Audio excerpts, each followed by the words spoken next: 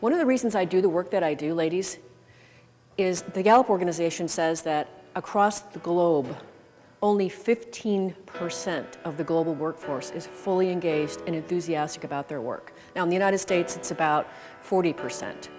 However, that's still a lot of people that I encounter a lot of the times who are literally dragging themselves through Monday through Friday to get to the weekend.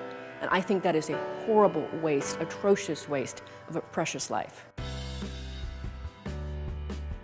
If you start to imagine that you, as a leader, have the ability to fundamentally alter and improve 40% of a person's life, it's pretty incredible. If you can really think about people experiencing work in a way that is meaningful to them and that it somehow aligns with their intrinsic motivation, that is much more powerful than somebody that just comes to work because they really have to go to work. They have to be able to pay the bills to support their family. So it sounds to me like underneath all of that, you have a very underlying important value, operating value of being respectful. Mm-hmm. It just comes across in how you are too, by the way. Okay. And isn't that great? So that goes back to that whole notion of being an authentic leader. Exactly. And if you're leading from your values, that's incredibly powerful. Mm-hmm. What if you did look at your employees not as who they are today, but who they can become? Do you really want to plod through the next 2 or 3 or 4 decades, really not living as fully and as largely as you can, really going after those things that you really want for yourself? The notion as leaders, you have the ability to really inspire someone to want to be their best, to give their best. And that's all behind that is the why and the motivation.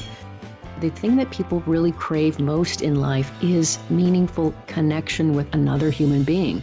And when we don't have that, that's when we start to see mental illness and other problems and stress. That's what I stand for the rest of my life, is helping people to be able to find that better, more magical, meaningful connection to their work, engage themselves more fully, because it lets them become their highest, best self when they do so. When he asked the first person, what are you doing? He says, well, I'm laying bricks. Well, that's a way of looking at that as that's my job. The second person says, I'm putting up a wall, which is considered more of like a career.